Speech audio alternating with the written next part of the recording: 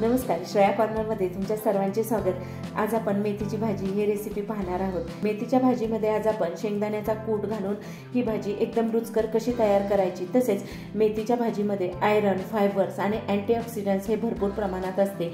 मेथीची भाजी एकदम झटपट आणि पटकन अशी स्वादिष्ट कशी तयार करायची, त्यासाठी काय साहित्याचा वापर केलेला आहे हे या रेसिपीमध्ये आपण पाहणार आहोत। चला तर मग आपण रेसिपीला सुरुवात करूया।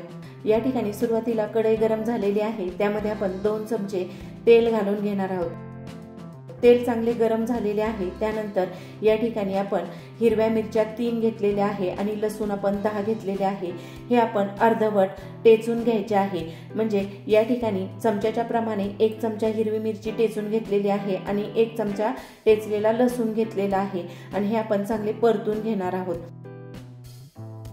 या ठिकाणी लसूण आणि हिरवी मिरची अशा प्रकारे आपली चांगली परतून घ्यायची आहे। ही मस्त अशी परतून झालेली आहे। त्यानंतर यामध्ये आपण एक मीडियम साईजचा कांदा बारीक चिरलेला आहे तो घालून घ्यायचा आहे आणि कांदा पण या ठिकाणी चांगला परतून घेणार आहे, म्हणजे कांद्याचा गुलाबी रंग येईपर्यंत मस्त असा कांदा या ठिकाणी परतून घ्यायचा आहे। 2 ते 3 मिनिटं झालेली आहे आणि कांदा देखील मस्त परतून झालेला आहे। त्यानंतर सुरुवातीला आपण 1 जुडी मेथीची भाजी घेतलेली आहे, ही आपण निवडून घेतलेली आहे आणि त्यानंतर स्वच्छ 2 ते 3 पाण्याने ही धुवून घ्यायची आहे। धुवून घेतल्यानंतर आपण ही एका चाळणीत काढून घेतली होती, यातील सर्व पाणी काढून घेतलेले आहे। ही मेथीची भाजी घालून घेणार आहोत आणि ही चांगली आपण मिक्स करून घ्यायची आहे।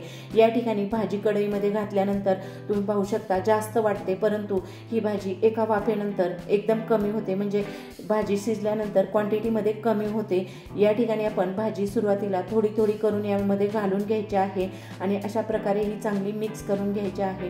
या ठिकाणी तुम्ही पाहू शकता भाजीला पाणी सुटलेले आहे, ही आपण कंटिन्यू अशा प्रकारे चांगली परतून घेतलेली आहे। त्यानंतर यामध्ये आपण चवीनुसार मीठ घालून घेणार आहोत। भाजीमध्ये मीठ घातल्यानंतर पुन्हा ही आपण चांगली मिक्स करून घ्यायची आहे आणि या ठिकाणी आपण गॅस मीडियम ठेवलेला आहे। मीठ घातल्यानंतर देखील भाजीला पाणी सुटले जाते, त्यासाठी गॅस आपण मीडियम ठेवायचा आहे आणि मीडियम गॅसवर आपण ही शिजवून घेणार आहोत। शिजवून घेण्यासाठी याच्यावरती आपण झाकण ठेवणार आहोत। 5 मिनिटांसाठी ही आपण झाकण ठेवून शिजवून घ्यायची आहे। भाजीला शिजायला जास्त वेळ लागत नाही। 5 मिनिटं झालेली आहे आणि 5 मिनिटांनंतर आपली मेथीची भाजी मस्त अशी शिजलेली आहे, यातील सर्व पाणी आटलेले आहे। शेंगदाण्याचा कूट या ठिकाणी आपण अर्धा कप घालून घेणार आहोत आणि ही भाजी चांगली पुन्हा मिक्स करून घ्यायची आहे।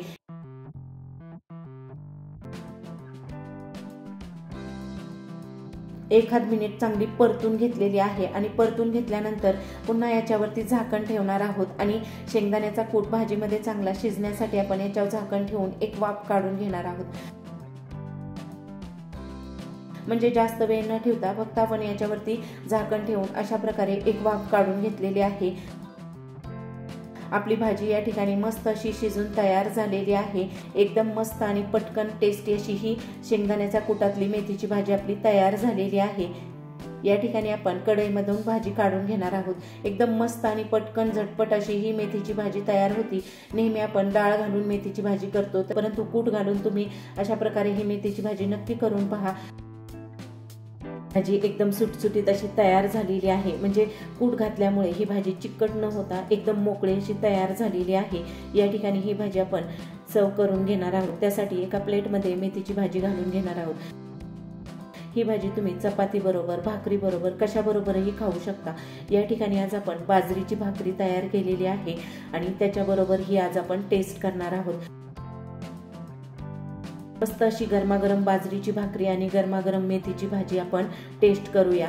या ठिकाणी बाजरीची भाकर आपण अशा प्रकारे तोडून घ्यायची आहे आणि मस्त अशी मेथी याच्याबरोबर खाऊन पाहणार आहोत।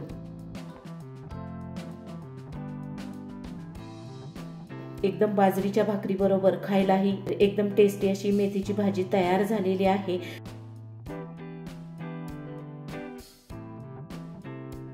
नेहमी तीच भाजी खाऊन कंटाळा आला असेल तर शेंगदाण्याच्या कुटातली मेथीची भाजी तुम्ही यावेळेस नक्की करून पहा। एकदम पौष्टिक आणि आरोग्यासाठी फायदेशीर अशी ही मेथीची भाजीची रेसिपी आज मी तुमच्याबरोबर शेअर केलेली आहे। तुम्हाला ही रेसिपी आवडली असेल तर व्हिडिओला लाईक करा, कमेंट करा आणि चॅनलवर नवीन असाल तर सबस्क्राईब करायला विसरू नका। रेसिपी पाहिल्याबद्दल धन्यवाद। भेटूया अशाच पुढील नवीन रेसिपीमध्ये।